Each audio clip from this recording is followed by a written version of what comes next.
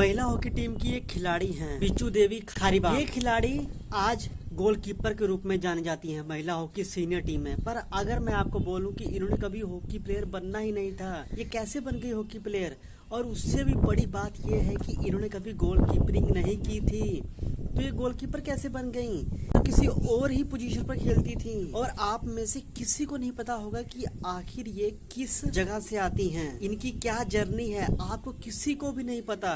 तो इनकी लाइफ के कुछ टर्निंग पॉइंट, इनका स्ट्रगल और एशियन गेम तक का इनका सफर क्या है, ये सब मैं आपको बताने वाला हूँ इस वीडियो में। बिचू देवी खारीबाम मणिपुर की रहने वाली है। मणिपुर में ही वो पली बढ़ी हैं। और अगर आपको पता होगा तो मणिपुर एक ऐसा राज्य है जहाँ पर फुटबॉलर बनना लोग ज्यादा पसंद करते हैं। वहाँ पर फुटबॉल का चलन काफी जोरों पर है, इसीलिए आपको बहुत सारे खिलाड़ी उस एरिया से देखने को मिलेंगे। और अच्छी बात भी है, रिस्पेक्ट है उनके लिए।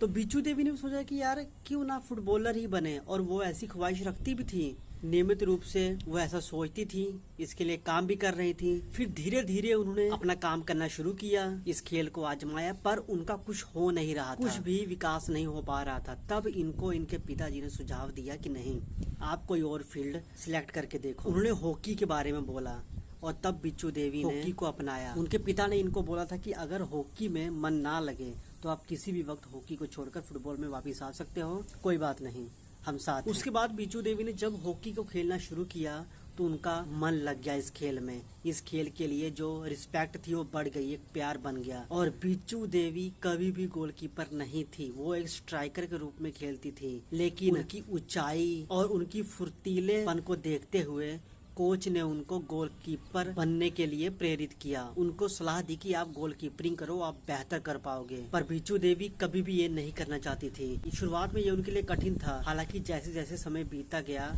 इन्होंने इस पोजीशन को अपना लिया। एज ए गोलकीपर उन्होंने काम करना शुरू कर दिया, प्रैक्टिस करनी शुरू कर दी। और उन्होंने इस चीज को मान लिया कि अगर कुछ भी होता है आपकी लाइफ में तो वो फ्यूचर में आपको फायदा देगा, वो अच्छे के लिए ही होता है। वो इस चीज को मानती हैं कि अगर मैं गोलकीपर ना होती तो आज मेरे साथ जो चीजें हो रही हैं वो शायद ना होती, मैं शायद इस पोजीशन पे होती ना जहाँ पर मैं आज हूँ। 2023 में तेजी से आगे बढ़ते हुए हॉकी स्टिक उठाए हुए लगभग एक दशक बाद मणिपुर की युवा खिलाड़ी 19वें एशियाई खेल के लिए चीन जाने वाली हैं, जहां वो भारत को गोल्ड मेडल दिलाने में अपना पूरा जोर लगाएंगी। अर्जेंटीना में 2018 युवा ओलंपिक में आकर्षक प्रदर्शन करने के साथ ही उन्होंने काफी सफलता हासिल की। उनके करियर में एकदम से तेजी आ गई, जहां भारत ने ऐतिहासिक रजत पदक जीता था। अगले ही वर्ष डबलिन में 4 देशों के जूनियर महिला आमंत्रण टूर्नामेंट में उन्हें टूर्नामेंट की गोलकीपर के रूप में चुना गया। फिर उन्हें FIH प्रो लीग 2021 और 22 में सीनियर महिला हॉकी टीम का न्योता आया, वो वहां पर गई। 2022 में स्पेन में उद्घाटन नेशंस कप में भी उनको हिस्सा लेने का मौका मिला। सीधे पेरिस ओलंपिक 2024 के लिए क्वालिफिकेशन हासिल करने के लक्ष्य के साथ चीन जा रही बिचू ने टीम में सिलेक्शन पाने पर काफी उत्साहित नजर आई हैं। उनका कहना था कि ये आश्चर्यजनक लगता है कि 19वें एशियाई खेलों में मैं टीम के साथ हूँ। उन सभी वर्षों के संघर्ष और बलिदान का आखिरकार मुझे फल मिल गया। उच्चतम स्तर पर देश का प्रतिनिधित्व करना हर खिलाड़ी का सपना होता है। मैं आभारी हूँ, इस सपने को जीने का समय अब आ गया है। हॉकी इंडिया द्वारा आयोजित विदाई समारोह के दौरान बेंगलुरु में उनके परिवार का होना बिचू के जीवन का सबसे बड़े अच्छे पलों में से एक था। उनका कहना है कि हॉकी इंडिया द्वारा आयोजित इस सुनहरे सफर का समारोह के लिए बेंगलुरु में मेरे परिवार का होना बहुत खास था। उनके सामने जर्सी मिलना एक सपने की तरह है, वह मेरे लिए मायने रखती हैं।